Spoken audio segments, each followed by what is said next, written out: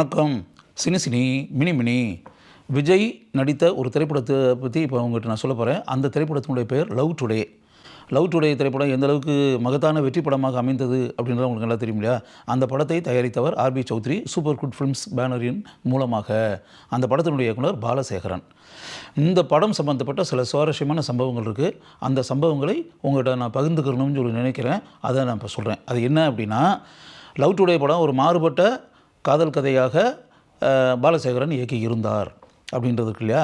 அப்படி வரும்போது இந்த படத்தில் விஜய் கதாநாயகன் அப்படின்றது கமிட் ஆயிடுச்சு.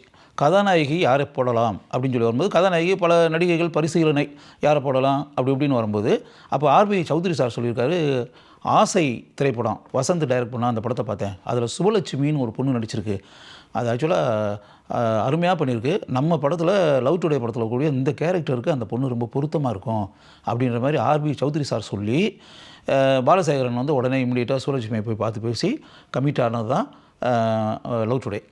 அப்படி தான் சுபலட்சுமி இந்த படத்தினுடைய கதாநாயகியாக ஆனார் அப்படின்னு சொல்லிட்டு. அதுக்கு பிறகு படத்தினுடைய படப்பிடிப்பு இதெல்லாம் நடந்து இப்படிலாம் வந்த பிறகு இதில் வந்து உச்சக்கட்ட காட்சி அப்படின்ற கிளைமேக்ஸ், அந்த கிளைமேக்ஸை வந்து இவர் ஆக்சுவலாக பாலசேகரன் கதைப்படி அவர் மனசுக்குள்ளே நினச்சது என்னென்னா, கிழக்கு கடற்கரை சாலை, அதில் இருக்கக்கூடிய கோவளம், இப்போ சென்னையில் இருக்கக்கூடிய கோவளம் இருக்குல்ல, அங்கே தான் கோவளத்தில் வந்து கோவளம் கடற்கரை பக்கத்தில் வச்சு அந்த கிளைமேக்ஸை வந்து ஷூட் பண்ணிடலாம் விஜயவும் சுபலட்சுமியும் வச்சு அப்படின்ற மாதிரி மனசுக்குள்ளே நினச்சி ஆர்பி சௌத்ரிகிட்ட சொல்லியிருக்காரு. சார் இது மாதிரி கோவளத்தில் வந்து அந்த படத்தினுடைய கிளைமேக்ஸை வந்து இங்கே ஷூட் பண்ணிடலாம் அப்படின்னு.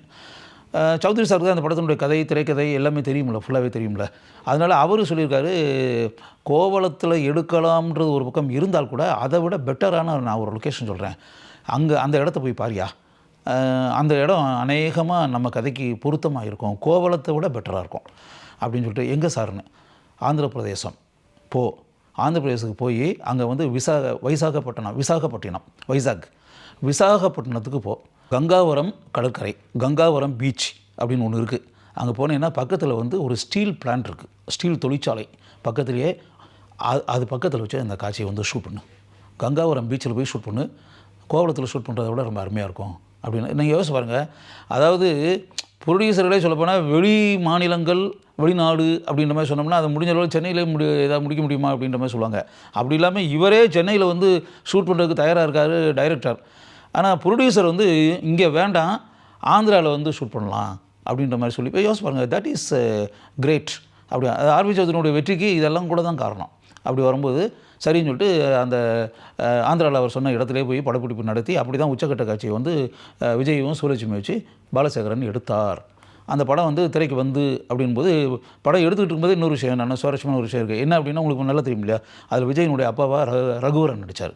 எக்ஸ்ட்ரானரியாக நடித்து, ஒரு தந்தை அப்படின்னா இப்படி தான் இருக்கணும், ரகுவரனை மாதிரி ஒரு தந்தை தான் ஒரு இளம் பெண்ணுக்கோ இளைஞனுக்கோ இருக்கணும் அப்படின்றது கல்லூரியில் படிக்கக்கூடிய மாணவர்கள் மாணவிகள் எல்லாமே வெளிப்படையாகவே என்கிட்டே நிறைய பேர் சொல்லியிருக்காங்க.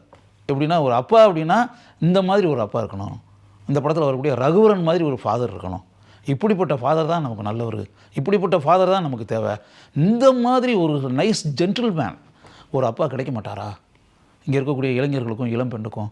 அப்படி யோசிச்சு பாருங்கள். ஒரு சினிமாவில் இருக்கக்கூடிய ஒரு அப்பா கேரக்டரை கல்லூரியில் படிக்கக்கூடிய இளைஞர்களும் இளம் பெண்களும், இன்றைக்கி இருக்கக்கூடிய இளம் தலைமுறை, ப்ரெசன்ட் யங் ஜெனரேஷன் 100% விரும்புகிறார்கள். அப்படின்னா அந்த கதாபாத்திரம் எந்தளவுக்கு உயர்ந்ததாக இருக்கும் அப்படின்னு வச்சுங்களேன்.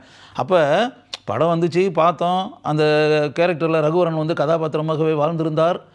இன்றைக்கி வரை நம்ம மனசில் வந்து ரகுவரன் வாழ்ந்து கொண்டிருக்கிறார் அந்த கதாபாத்திரத்தின் மூலமாக அப்படின்றதெல்லாம் ஒரு பக்கம் இருந்தால் கூட, படம் வந்து இந்த கதையெல்லாம் வெளியே தெரிஞ்சு ஷூட் பண்ணி அப்படி இப்படிலாம் வரும்போது நண்பர்கள் இருக்குல்ல, ஆர்பி சௌத்ரியினுடைய நண்பர்கள், அவர்கிட்ட வந்து சௌத்ரி சார் வந்து அந்த கதையெல்லாம் சொல்லியிருப்பார்ல, சொல்லும்போது இந்த கதையை கேட்டுட்டு இவருடைய ஃப்ரெண்ட்ஸ் சௌத்ரியினுடைய நண்பர்கள் அவங்கெல்லாம் வந்து கதை ரொம்ப நல்லாயிருக்கு, அருமையாக இருக்குது, ஒரு சில சஜஷன்ஸ் வந்து நாங்கள் சொல்லலாமான்னு. சரி சொல்லுங்கள் அப்படின்னு. இதில் வந்து இந்த கதாநாயகனுக்கு அப்பான்னு வச்சுருக்கீங்களே, அந்த கதாநாயகனுக்கு அப்பான்றதை மாற்றி அதை அம்மான்னு வச்சுட்டா என்ன, ஒரு மதர் கேரக்டராக வச்சுருங்களேன், அப்பா கேரக்டருக்கு எதுக்கு, அம்மா கேரக்டர் ஆக்கி விட்ருங்க. அம்மா வந்து எந்த அளவுக்கு அன்பு பாசத்தை தன்னுடைய மகன் மீது வைத்திருக்கிறார் அப்படின்ற மாதிரி வச்சா நல்லாயிருக்கும் அப்படின்ற மாதிரி எல்லாரும் சொல்லி ஆர்பி சௌத்ரி வந்து உடனே இவரை கூப்பிட்டு பாலசேகரனை கூப்பிட்டு இதை சொல்லியிருக்காரு. என் ஃப்ரெண்ட்ஸ்கிட்டலாம் இந்த கதையை சொன்னேன், எல்லாருமே சொல்கிறாங்க அந்த கதாநாயகனுடைய அப்பாவுக்கு பதிலாக கதாநாயகனுடைய அம்மாவை வச்சிடலாம் அப்படின்ற மாதிரி சொல்கிறாங்க அப்படின்ற மாதிரி சொல்லி நீ என்னையா சொல்கிறன்னு சொல்லி கேட்குறாரு. பாலசேகரன் சொல்கிறார், இல்லை சார் அது சரிப்பட்டு வராது.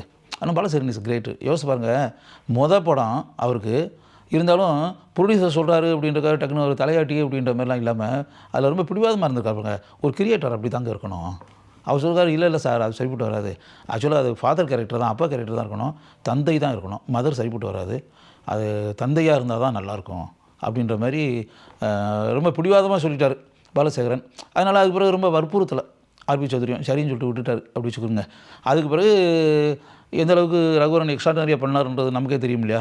படத்தினுடைய வெற்றிக்கு விஜய் ஒரு பக்கம் காரணம் அப்படின்றது ஒரு பக்கம் இருந்தாலும் கூட ரகுவரனும் ஒரு முக்கிய காரணம் அப்படின்றதானே. விஜய் எந்த அளவுக்கு அந்த கதாபாத்திரத்தில் அருமையாக நடித்திருந்தாரோ, சிவலட்சுமி எப்படி அந்த கதாநாயகி கதாபாத்திரத்துக்கு அருமையாக பொருந்தி இருந்தாரோ, அதே போல் விஜயின் தந்தையாக அந்த கதாபாத்திரமாகவே படத்தினுடைய ஆரம்பத்திலேருந்து கிளைமேக்ஸ் வர ரகுவரன் வாழ்ந்திருந்தார் அப்படின்றதான உண்மை அப்படின்னு சொல்லிட்டு, அதனால் அந்த படத்தினுடைய வெற்றிக்கு பெரிய காரணம் ரகுவரன். அதனால் படம்லாம் முடிஞ்சு ஃபஸ்ட் காப்பிலாம் பார்த்து அப்படிலாம் ஆன பிறகு அப்புறம் ஆர்பி சௌத்ரி அவரே சொல்லிட்டாராம் பாலசேகரனை கூப்பிட்டு, ஒரு விஷயம், இந்த ஆரம்பத்தில் நான் வந்து இந்த ஃபாதர் கேரக்டரை வந்து மதர் கேரக்டராக மாற்றலான்ற மாதிரி என் ஃப்ரெண்ட்ஸ்லாம் சொன்னாங்கன்னு ஒன்று சொன்னேன்ல, அப்போ ஒரே பிடிவாதமாக நீ வந்து இல்லை அதெல்லாம் சரிப்பட்டு வராது, அது அப்பா கேரக்டர் தான் இருக்குன்னு சொன்ன, உண்மையிலேயே நம்ம நல்ல வேலையா நம்ம அதை மாற்றலை அப்படின்னு சொல்லி சிரிச்சுக்கிட்டே சொல்கிறாரு.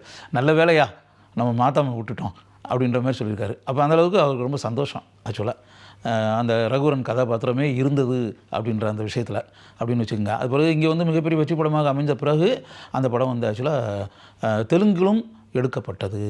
தெலுங்கில் எடுத்து சுஸ்வாகதம் அப்படின்னு சொல்லி தெலுங்கில் வந்து அந்த படத்தினுடைய பேர். அங்கே வந்து பவன் கல்யாண் கதாநாயகனாக நடித்தார். பாலசேகரன் தான் அந்த படத்தை டைரக்ட் பண்ணார் தெலுங்குலேயும். அதில் என்ன குறிப்பிடத்தகுந்த ஒரு விஷயம் என்ன இருக்குன்னா, அந்த சுஸ்வாகதம் படம் திரைக்கு வருவதற்கு முன்னால் பவன் கல்யாண் 2 படம் அங்கே நடிச்சிருக்காரு. அந்த 2 படமே கமர்ஷியலி ஃபெயிலியர், வர்த்தக ரீதியாக தோல்வி 2 படமுமே.